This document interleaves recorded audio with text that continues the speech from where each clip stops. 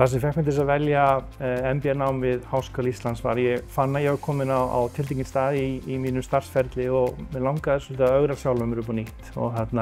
var svona þættir sem ég vissi að sem ég þurfti að bæta í mínum eigin starfsferli og í minn eigin getu í því sem ég vissi ég væri góður í og hvað ég þurfti að bæta mig. Og mér fannst MBA-námið vera góður vettvangur til þess að bæta þá þætti í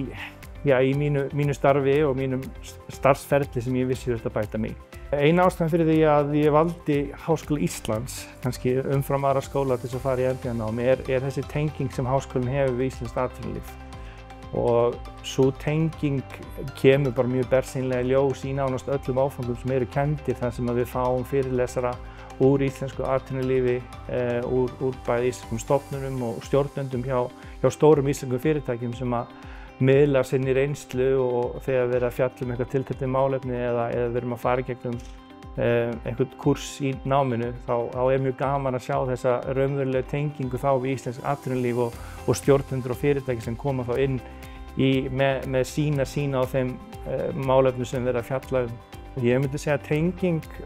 MBA-námsins við alþjóðlega skóla hafa gert mjög gott og var ein af ástæðum fyrir því ég ákvað að fara í þetta nám er að vita það að þú farð að fara í gegnum nám á íslensku á Íslandi sem hefur góða tengingu við íslensk atvinnulíf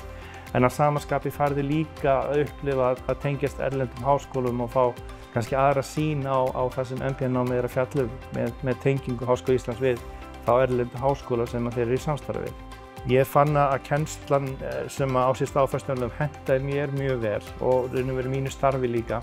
Ég skoðaði aðra kosti og komst að því að í einhverjum öðrum skólum þá er kennt hálfan dag, fimmtudag, föstudag og laugardag